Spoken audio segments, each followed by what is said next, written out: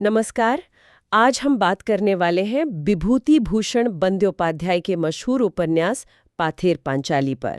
जी, एक कालजयी रचना। हाँ, हमारे पास एक काफ़ी अच्छी समीक्षा है इसकी और हम यही समझने की कोशिश करेंगे कि भाई 1929 में छपा ये उपन्यास जो बंगाल के गांव की कहानी है, आज भी इतना अहम क्यों है। बिल्कुल। और इसका शीर्षक ही कितना कुछ कहता है, पथ का गीत। वही तो, मतलब इसमें एक यात्रा छिपी है। चलिए थोड़ा और जानते हैं इसके बारे में। तो कहानी, जैसा आपने कहा, ग्रामीण बंगाल की है।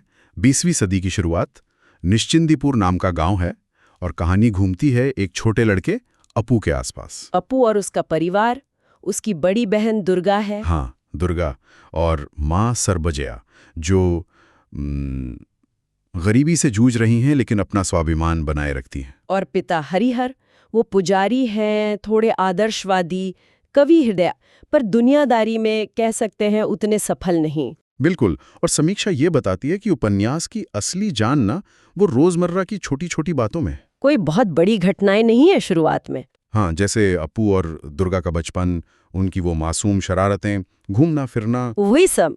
फिर कहानी थोड़ा मोड़ लेती है जब दुर्गा की दुखद मृत्यु हो जाती है। हाँ, वो एक बड़ा सदमा होता है परिवार के लिए। और अंत में परिवार गांव छोड़कर चला जाता है, बेहतर जिंदगी की तलाश में, एक अनजाने भविष्य की ओर। ये मतलब साधारण जीवन का एक असाधारण चित्र है। समीक्षा में एक बात पर बहुत जोर है, गरीबी। लेकिन इसे सिर्फ दुख या लाचारी की कहानी की तरह नहीं दिखाया गया है। नहीं नहीं, बिल्कुल नहीं। यही तो इसकी खूबी है। समीक्षा कहती है कि गरीबी तो है, संघर्ष है, पर उसके बीच जो इंसानी गरिमा है, जो प्यार है, सहनशीलता है, वो ज्यादा उभर कर आता है। मतलब पात्र सिर्फ पीड़ित नहीं है। बिल्कुल नहीं, वो जी रहे हैं, महसूस कर रहे हैं। उनकी गरिमा उनकी रोज की जिंदगी में दिखती है, सर्वजया के चुपचाप सहने में, बच्चों की छोटी खुशियों में, और अपू का अपना सफर, उसका बड़ा होना, दुनिया को समझना। हाँ, वो मासूमियत से यथार्थ तक का सफर है। एक तरह से बिल्डिंग रोमान है। दुर्गा की मौत उसके लिए सिर्फ एक दुखद घटना नहीं, बल्कि एक एहसास है दुनिया की कठोरता का। यहीं से उसकी भावनात्मक परिपक्वता शुरू होती है, कह सकते हैं। हाँ बिल्कुल, वो दुनिया को एक नई नज़र से देखना शुरू करता है, गांव से परे सोचने लगता है। समीक्षा में एक शब्द इस्तेमाल हुआ है, गीतात्मक यथार्थवाद। ये क्या है? सुनने में बड़ा दिलचस्प लग रहा है। हाँ, ये बहुत सही शब्द है इसके लिए। मतलब लेखक गांव की सच्चाई, गरीबी, बीमारी, मौत, इन सबको बिना छिपाए दिखाते हैं, एकदम यथार्थ। ओके।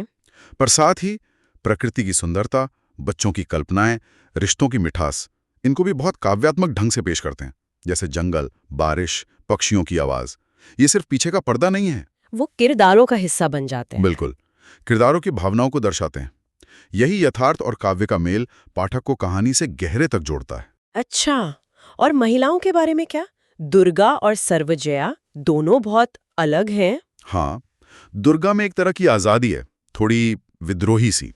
उसकी जिंदगी छोटी है पर उसमें एक चमक है।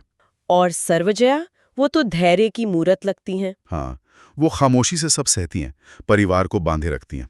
समीक्षा कहती हैं कि ये दोनों किरदार दिखाते हैं कि उस जमाने में समाज महिलाओं के जीवन को कैसे सीमित करता था और फिर भी उनके अंदर कितनी ताकत थी। लेखन शैली की बात करें तो कहा गया है कि भाषा बहुत सरल है, पर असर गहरा करती है। एकदम सही। बंद्योपाध्याय की भाषा में कोई दिखावा नहीं है। वो नाटकीयता से बचते हैं, छोटी छोटी चीजों, एहसासों पर ध्यान देते हैं। जैसे कोई बस देख रहा हो, बिना कोई फैसला सुनाए। हाँ, सहानुभूति से। समीक्षा इसे सहानुभूतिपूर्ण अवलोकन कहती है। बस महसूस करना और करवाना। और शायद इसी सादगी और गहराई ने से इतना खास बना दिया। सत्यजीत रे की फिल्म का जिक्र तो करना ही होगा। अरे बिल्कुल, 1955 की वो फिल्म तो मील का पत्थर है।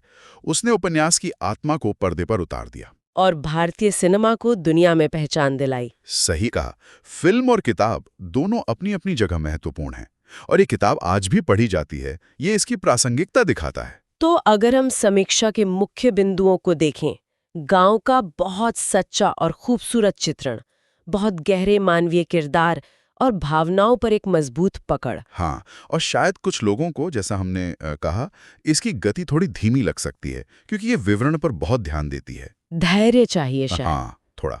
पर समीक्षा इसे 9.5 आउट ऑफ 10 देती है। एक कालातीत क्लासिक मानती है जो रोजमर्रा की जिंदगी की कविता को पकड़ता है। तो कुल मिलाकर पाथेर पांचाली सिर्फ बंगाल या अपू दुर्गा की कहानी नहीं है। ये बचपन, नुकसान, इंसानी जज्बे और गांव के जीवन की संगीत की कहानी है। बिल्कुल, एक सार्वभौमिक कहानी। और अंत में, जैसा आपने शुरू में कहा था, शीर्षक पथ का गीत।